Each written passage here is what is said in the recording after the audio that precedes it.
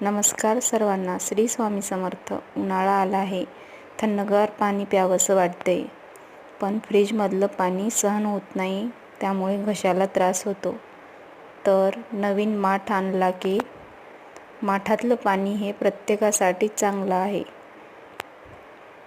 नवीन माठ आणला, त्यासाठी त्यामध्ये थंड पाणी होण्यासाठी अगोदर 2 दिवस मी पाणी भरून ठेवलं माठामध्ये व तो स्वच्छ करून घेतला.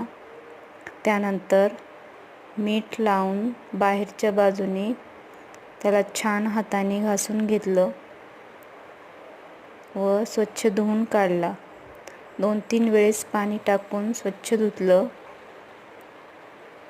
माठाचा काळवटपणा निघून जातो, त्यामुळे पाणी काळे दिसत नाही. स्वच्छ धुतला की माठ त्यामध्ये प्यायचं पाणी भरून ठेवायचं. 2 तासांनी थंडगार पाणी होते. मीठ लावल्यामुळे माठाची छिद्रं मोकळी होतात व पाणी थंड होण्यासाठी मदत होते. फ्रीजपेक्षाही थंड पाणी या माठामध्ये होतं.